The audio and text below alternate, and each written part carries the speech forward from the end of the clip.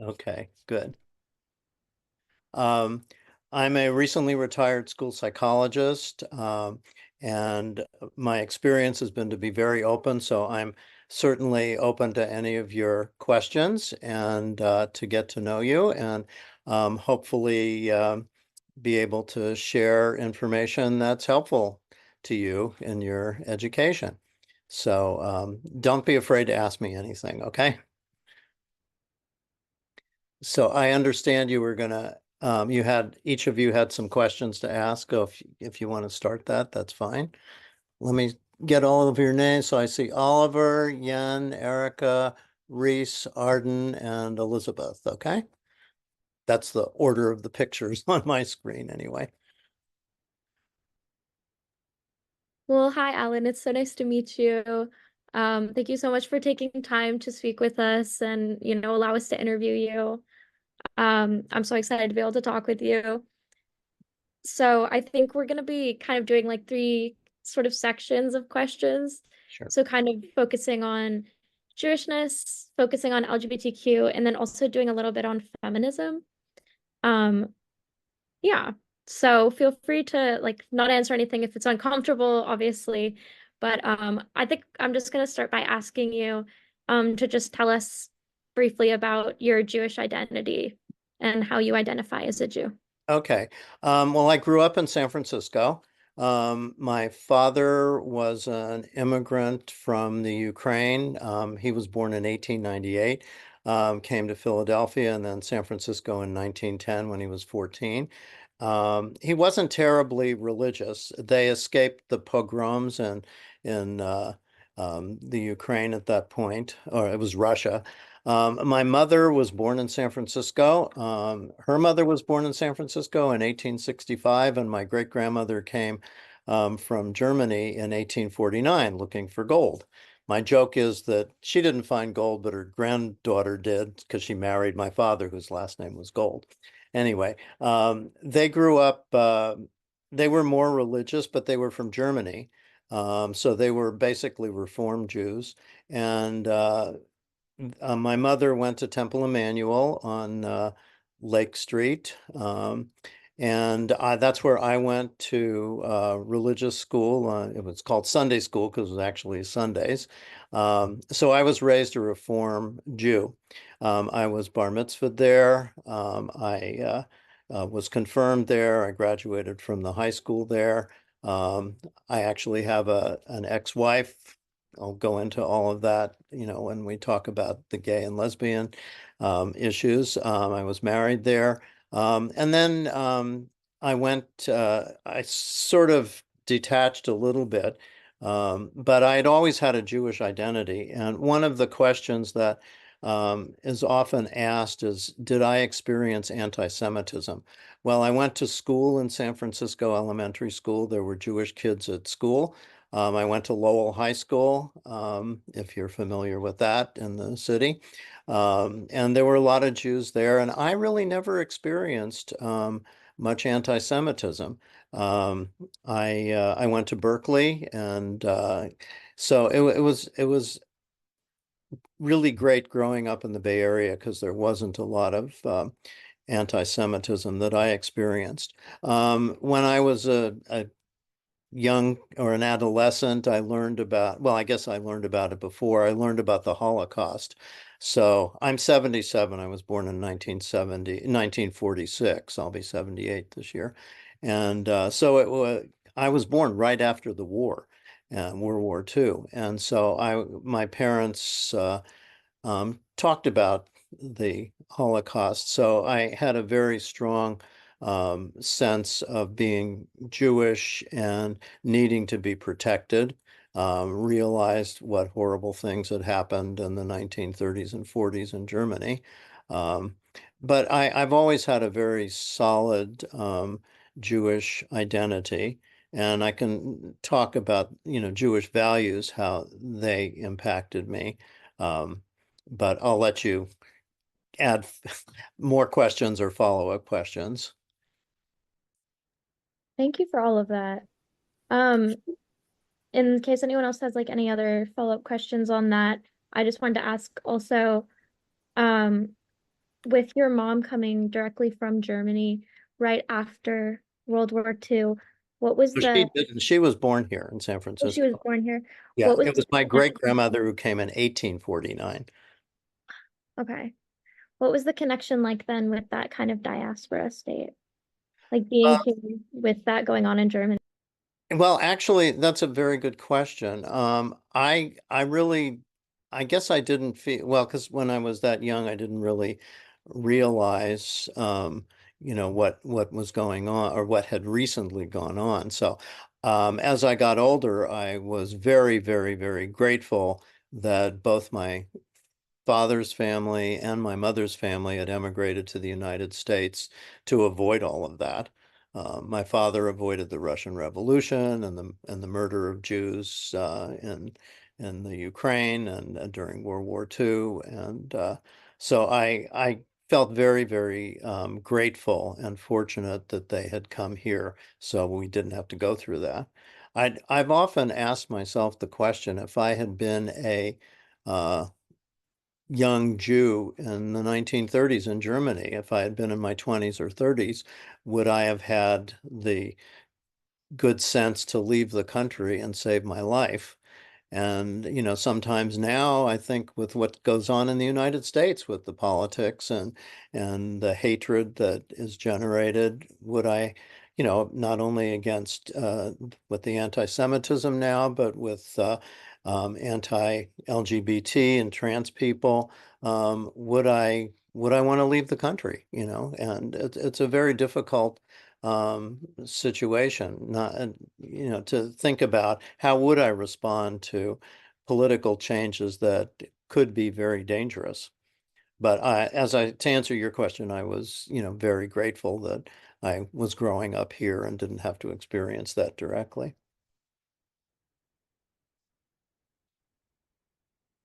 Can you please elaborate more on how did your Jewish identity develop from your childhood until now?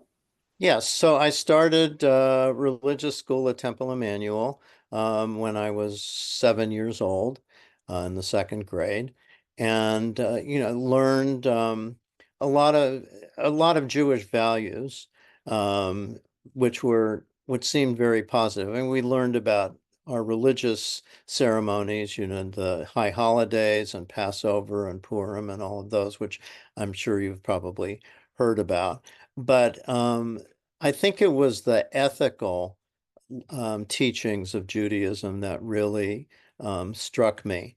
I've always sort of compared um, sins like my sort of stereotyping of Christianity are sins of commission, things that you do wrong, and you confess to a priest or something about the wrong things you do.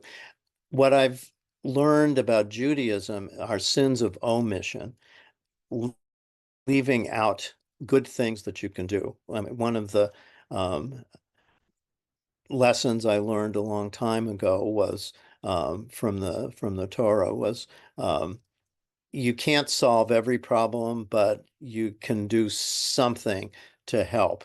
And that makes you a better person. So I think it wasn't just the Ten Commandments particularly that I listened to, but what can I do to be a good person? How can I help? There's a Hebrew expression, tikkun olam, which is helping the world.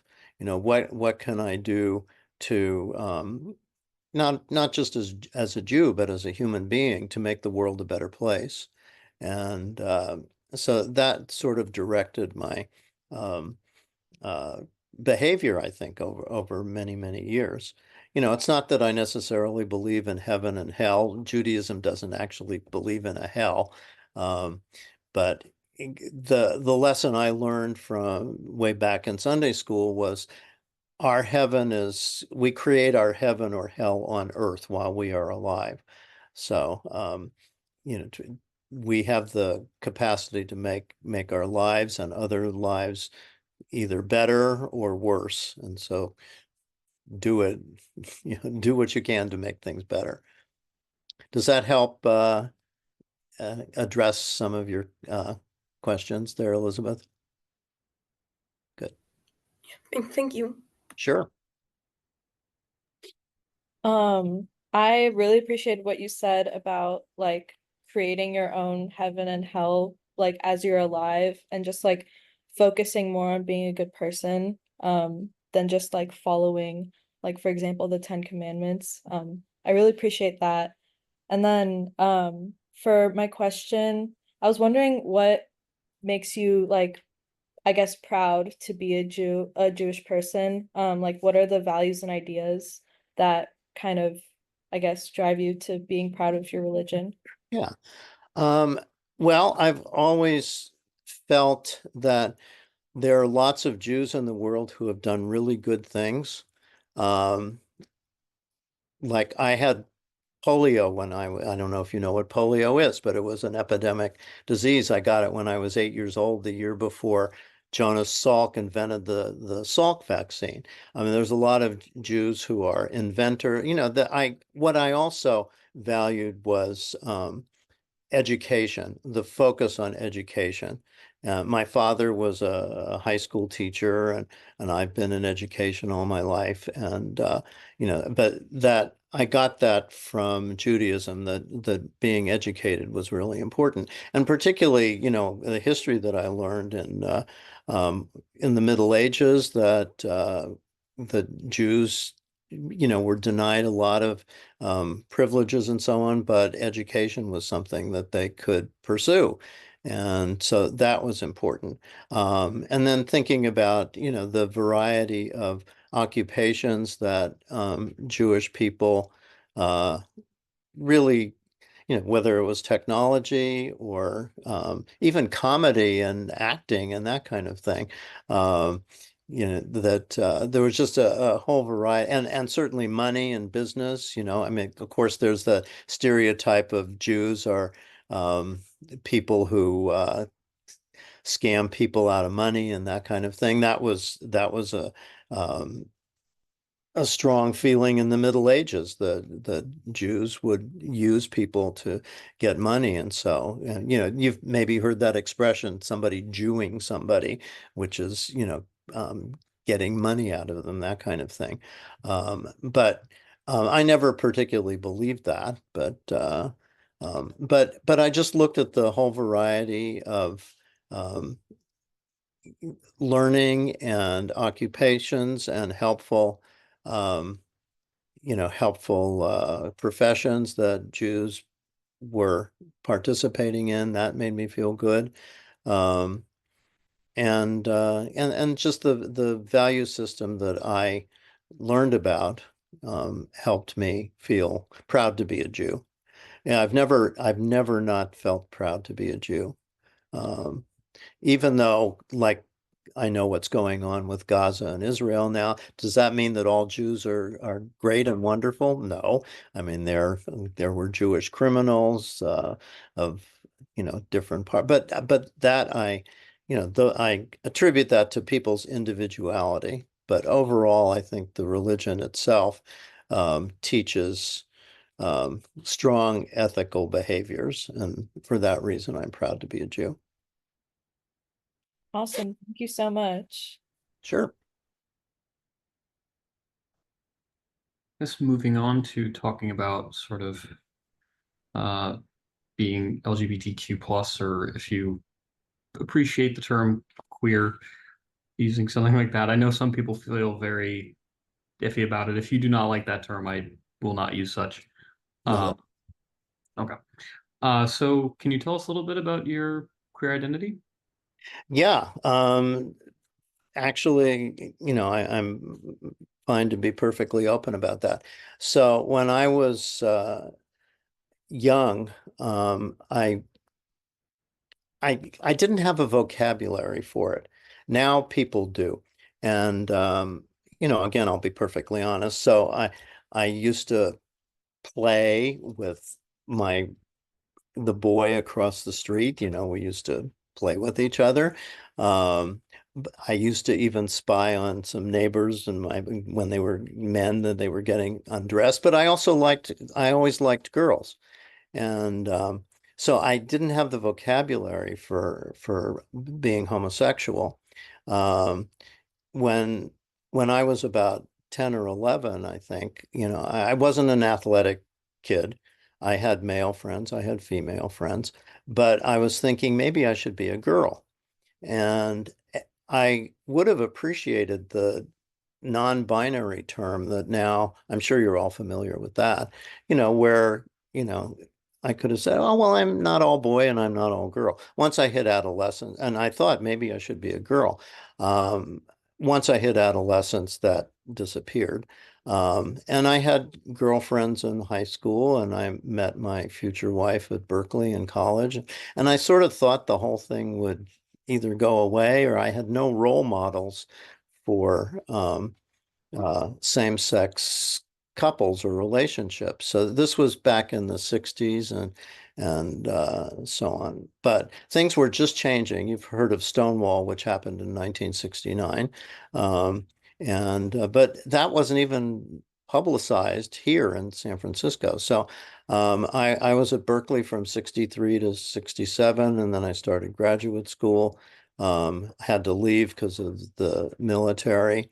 Um, and then I went, it's another whole story that's not relevant to this, but how I found my career as a school psychologist was quite by chance because I have a bachelor's degree in math and I was getting a PhD in statistics, but I had to join the Army Reserve. I joined a hospital unit. I met somebody there who was a school psychology student who I'd never even heard of the profession, but I thought, maybe I want to do that. So I pursued it. I went back to Berkeley, um, split up with my wife in 1973, and then I went through this bisexual phase in the 70s while I was in graduate school in school psychology. But the thing that made a huge difference for me was, and at that time I was having affairs with men and women, and it was a crazy time. I was in my 20s and my early 30s. But you may have heard of Harvey Milk, who was the first gay supervisor in San Francisco. And when he was assassinated in late 78, November 78, there was a memorial service at then the very beginning of Congregation Shar Zahav, and it was at the Women's Club in the Mission District. And I went for the memorial service. And when I got there, I saw a guy well, it turned out to be Rob, the other man who's doing this, who I met back in 1953. And we didn't go to the same high school, and I hadn't seen him in 15 years. I saw him, and then I saw a guy who was in my dormitory at Berkeley, and they were both gay. And it just kind of hit me. You can be both gay and Jewish at the same time. I mean, it may sound a little bit ridiculous now, but I had sort of compartmentalized myself for all those years. This is my Jewish self, and this is my probably gay self.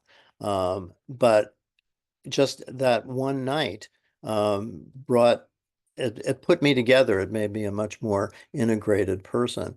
So, and after that, I got my PhD and right around that time, and I moved back to San Francisco from Berkeley in 79. I joined Shar Zahav. It was only less than 2 years old, and it really helped me.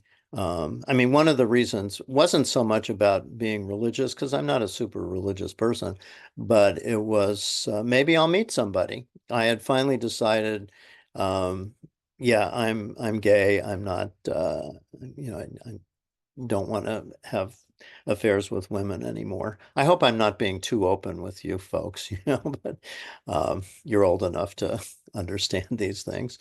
Um, so I met my first partner there. May he rest in peace. He died a couple of years ago. I got involved with the synagogue, so it felt very comfortable to be part of that building community. And again, to be part of a gay Jewish community.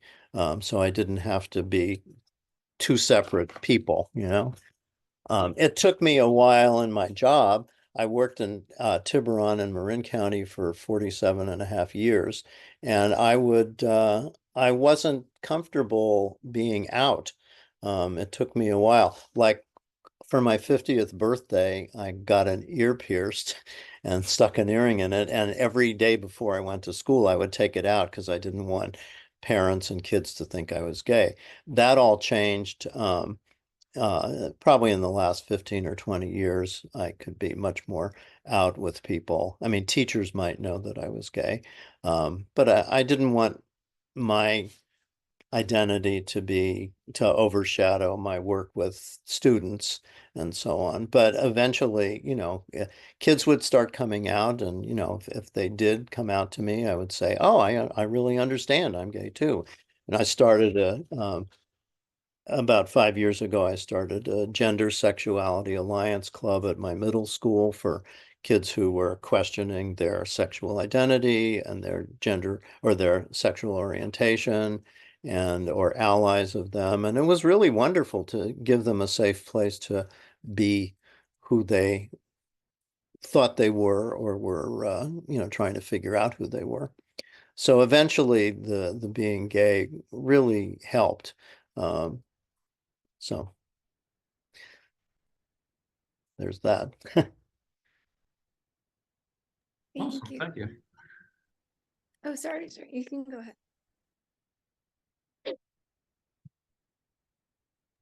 Okay. I'd just like to ask if you could also elaborate on your identity from childhood, and yeah, elaborate more on the development from childhood until now, but more focused on your childhood. Yeah, well, I think my childhood, I didn't really have labels for things. Um, so I guess I relied more, I didn't really think of sexual identity as a particular issue. Um, you know, my parents were straight and, you know, they were married and not divorced or anything. So I figured that was really the only thing for me to do. When I was a kid, like I said earlier, you know, I didn't feel really very boyish because I wasn't athletic, but I well, were you asking about gender identity or sexual identity or both? Both. Both. Okay. Um, yeah, I mean, I guess what I relied on a lot was my being intelligent and really good at school. So that saved me, I think. I was also a really little kid. I was 4'9" when I started high school. I skipped a grade. Um, I you know, kids would call me shrimp all the time, so you know, like little fish. And um, so I had to rely on my good grades and my being good in school. And I guess the other thing that I really tried to develop was my um, kindness as a person.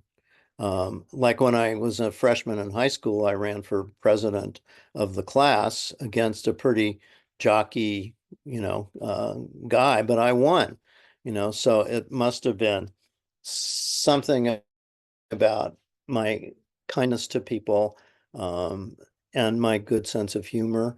So I really didn't overly identify.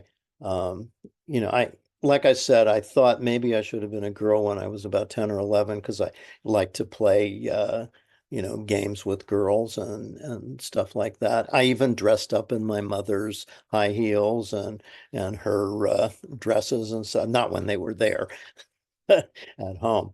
So there was that kind of identity, but I never really labeled myself.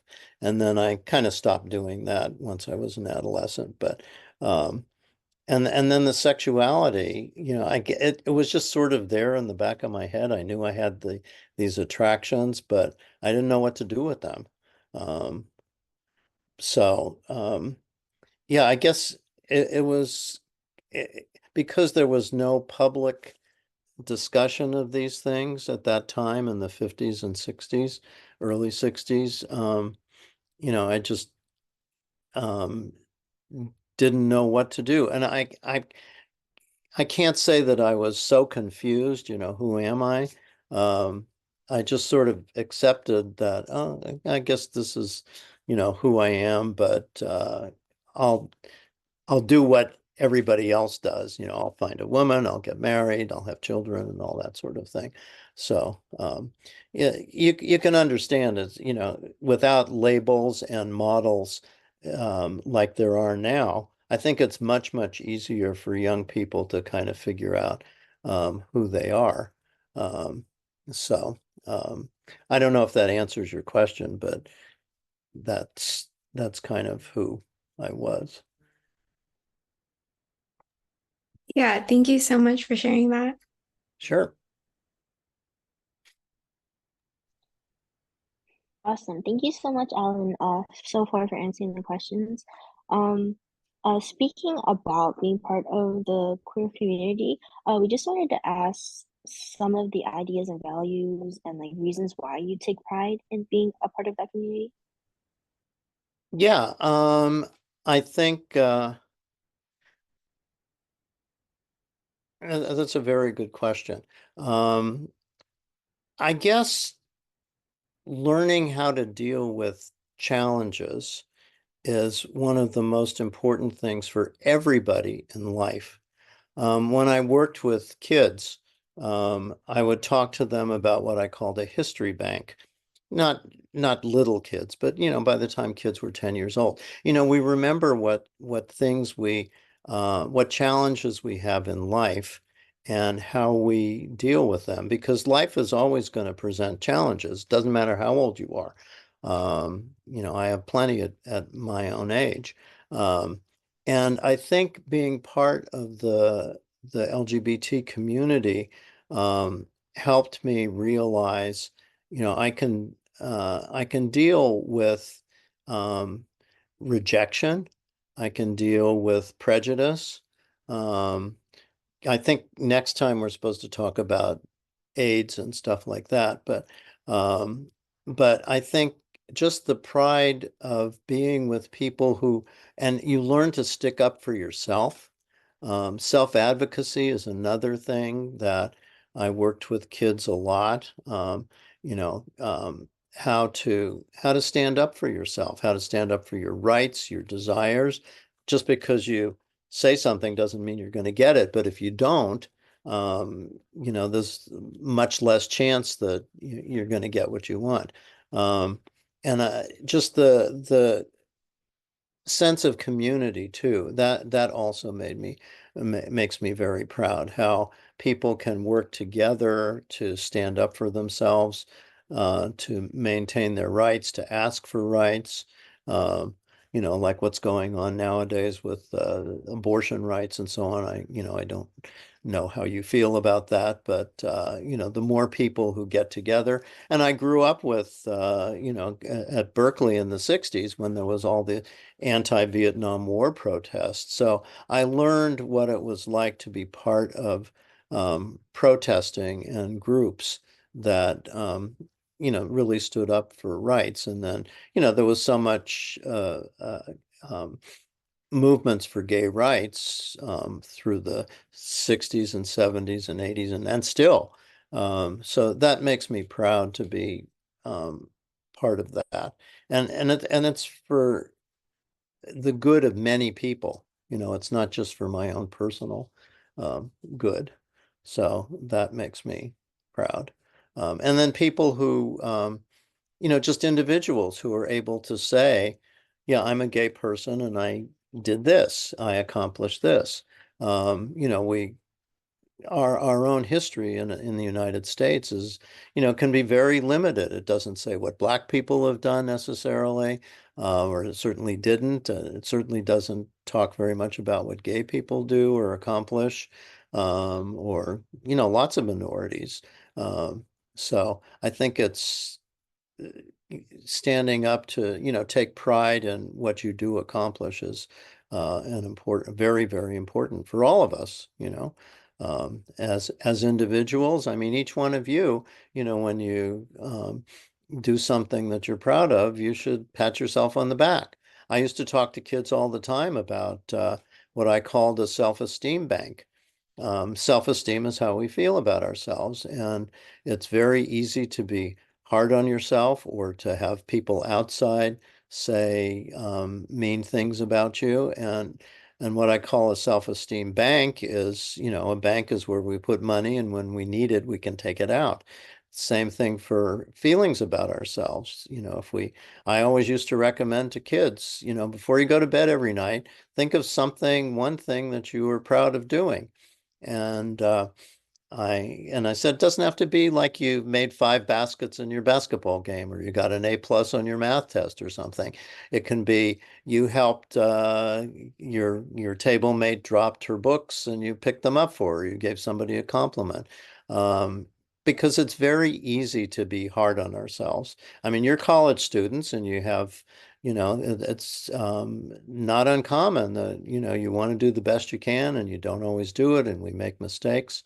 So I think anything to increase pride in ourselves and recognition that we are good people and we have a number of different skills and qualities.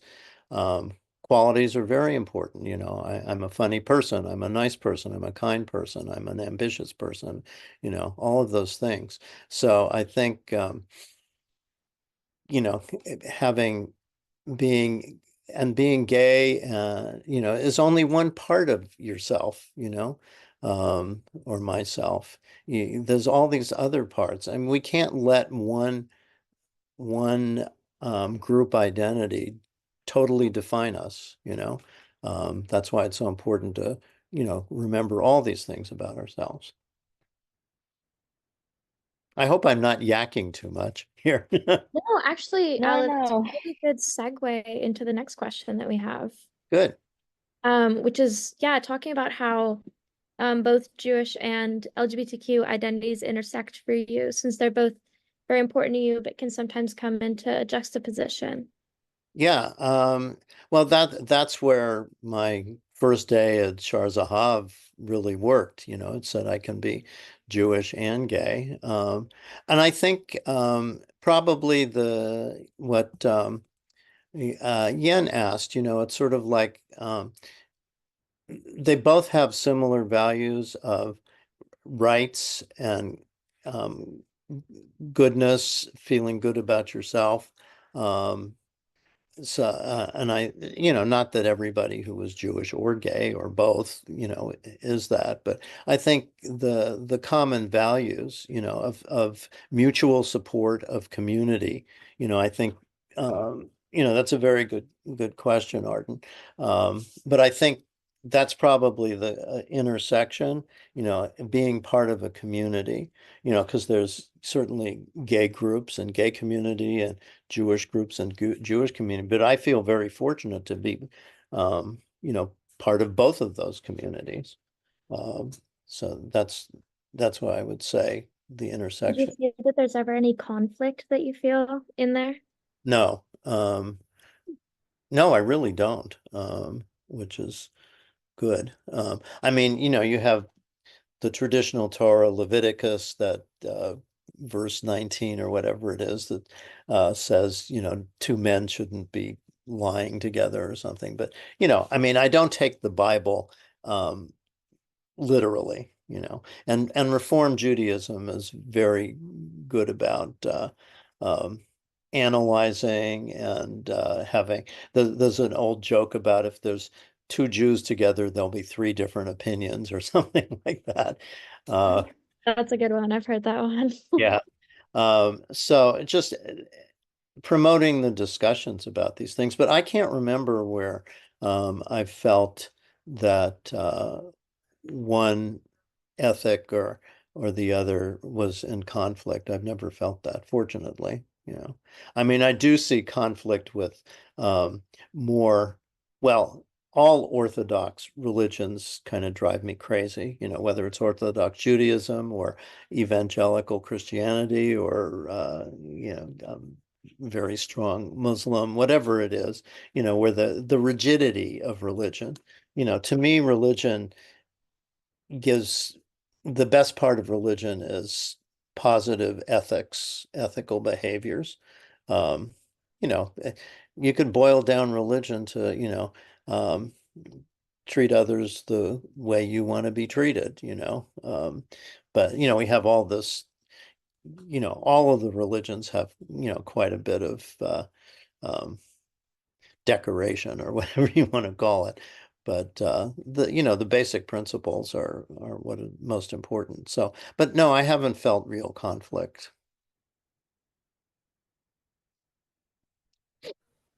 And were you able to find any places or communities or groups where both of your identities would feel welcome?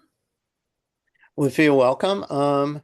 Well, again, growing up in the Bay Area, I think I've never felt unwelcome here, um, which is very fortunate. And I know that's not true for everybody. And I mean, I remember meeting a best friend in graduate school. He was from New York and much more sensitive to sort of Jewish identity kinds of things. And people growing up in the Midwest, probably, where there's homophobia. I mean, not that there isn't homophobia here or anti-Semitism here, but you know, I just present myself as who I am, and then if I need to say, oh yeah, I'm gay or I'm Jewish, I don't feel unwelcome. Now, I feel fortunate to feel that way and I'm not naive enough to think that there aren't people who do feel rejected or criticized. I really haven't, experienced direct anti-Semitism or real homophobia. I remember one time, oh, maybe 20 years ago, I was walking down Fillmore Street and with my husband, and some guy said, "Oh, two faggots" or something like that. Um, did it get to me? Not particularly. Um, but it was very rare that I would get those. Uh, I mean, that's the only one I can think of, frankly. And now I don't know what people said behind my back at school or anything, but nobody directly made any comments. So,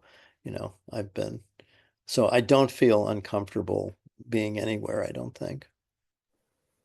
And can you explain to us how you came to be involved with the congregation Shar Zah? Yes, so that first night that I was there for Harvey Milk's memorial service, it was a few months before I moved. It was November of '78, and I moved back to the city in uh, June or July of '79. And then right after that I joined Shar Zahav. And I wanted to be part of the community. And I was also thinking, okay, I'm a gay guy. I'd like to meet somebody. I was in my early 30s then, and thought, yeah, I want to meet somebody. Um, so I did it less for the religion than more for the social aspect. Um, but then really came to appreciate the religious services. But that's how I started. And then my then partner was an early president of the synagogue. I was the treasurer, and it was just so much fun to participate in a lot of the activities. It was a growing uh, congregation. There was a split in the beginning because there was women left because they felt there was prejudice against women, and then it connected. Actually, the AIDS epidemic helped reunite everybody in the synagogue. We'll talk about that later, but I mean, it was a fun place to be. It built friends. I met the woman Irene who you saw. I met her back in 1980. She was with her um, then partner. They broke up. Her partner married another woman. They had a child in 1993. um, who was my godson, and they the his birth mother died when he was not even 4 years old, and I've been like his father all these years, and I love him to death. And he's 30 now. And if it hadn't been for Shar Zahav, I wouldn't have had a lot of the friends that I've had. I wouldn't have had my godson. Um, so it's really the community, and it's interesting now as we get older. What how the community, because when I joined I was in my 30s, now I'm in my 70s. It's like um what what's it going to be like to be an old person, and it's so important to have that community support. There's been a lot of research on one of the you don't have to think about it at your age, but one of the most dangerous things for older people is isolation. And so just being part of the community, no, I know that I've always got people, and there are groups in the synagogue that reach out to people who need help and that kind of thing. So yeah, those are reasons that I love being there. And then I became president back. I was the first 2-year president back from 91 to 93, and I love doing that. So yeah, it gave me lots of opportunities too, and a lot of fun things too, because they would have shows. I don't know if you know what the Megillah is. It's the story of Purim, which is a holiday based on the Book of Esther. And we used to have these shows called Megillah Madness, where we make plays about the Purim story, but they were hysterical, and particularly because it was early in the AIDS epidemic, and we needed something to laugh about. And so I always acted in those, and there were some pretty funny ones. I could show you pictures at some point, but uh, anyway, so there was fun things, there was helpful things, being a part of a community with like this whole thing with Gaza and Israel now, just to have support. The whole AIDS epidemic, it was so important to have community then. So it's really about the community that really drew me in and kept me there. Thank you for answering the question. So would you say that the social aspect was the main drive at the Yes. beginning? Yes, I would say that. Yeah. And I Not that think I we still don't have, like the religious part, but the social is, that's really critical.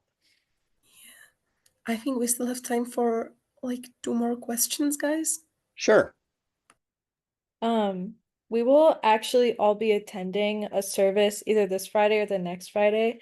So I was wondering if there was anything we should know in preparation for any of these services. Oh, okay, sure. Well, I'm gonna do the Zoom tomorrow, so I may see some of you there. And then we're trying to figure out how you folks can be in the breakout room to ask questions. But yeah, so the the service, they're generally very welcoming to people. And the cantor and the rabbi who lead the services are wonderful. There's always other people who might give what's called a drash, which is a little sermon, a short sermon, 5 to 10 minutes, about the Torah portion for that week. There's I think if you're just kind of open to listening, um, you can, I think when you're on Zoom, there's a link to the prayer book. So I would suggest uh, going on that link so you can see. So in the prayer book, it's called a Siddur. That's a name for prayer book. There's everything's in Hebrew, and then there's a transliteration, so you don't have to be able to read Hebrew. You can read the English letters for the Hebrew words, and then there's an English translation. Um, so there's the initial part is kind of songs introducing it, and then there's two main blessings, Baruch Hu and the Shema. Those are the two main ones. And then there's a time when you get to say a prayer, a silent prayer, where people stand or sit and just they can read the text or they can just pray themselves, And then it ends with what's called Kaddish, which is mourning people who have passed away. And then there's a final part is a wine, blessings over the wine and blessings over the challah, which is a bread. Um, but a lot of it involves singing. So when you're on Zoom, you if you know the tune, you can sing. But I think just being open to it, and then I would be very happy to answer any questions that you have after the service. What did this mean? And that kind of thing.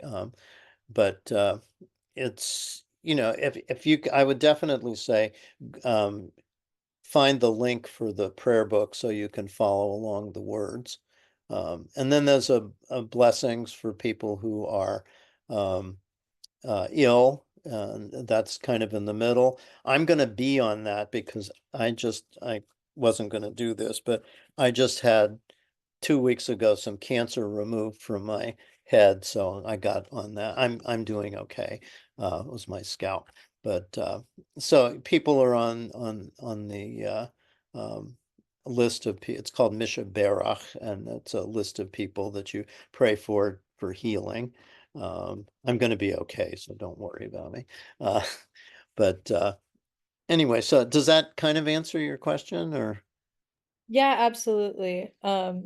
Yeah, I'm looking forward to like seeing, I guess, how like the progression of the service goes. Yeah. And the rabbi and the cantor always say, if you don't know the tune, just hum along, or you don't know the words. And the music is actually very good. There's one service, it was last week. It's usually the third Friday of the month. It's called Shabbos Beat. Shabbos is is Sabbath. It's the Friday, and it's all done in music. The cantor leads it, and I happen to love that because there's um, not a lot of talking, but oh, we have 4 minutes to wrap up. Okay. Um, anyway, so yeah, just enjoy and listen to the sermon that the person who's going to give it, and see what you can learn from that. The sermons I like the best are the ones where they do some interpretation of the Torah, but they relate it to current life. I don't like just talking only about what happened 2,000 years ago, or so if they can relate it to current our current issues, that can be very helpful. Okay, Yeah, thank you so much. sure. Who's going tomorrow? Which ones of you? Okay, so I'll see 4 of you then. Okay, that's great.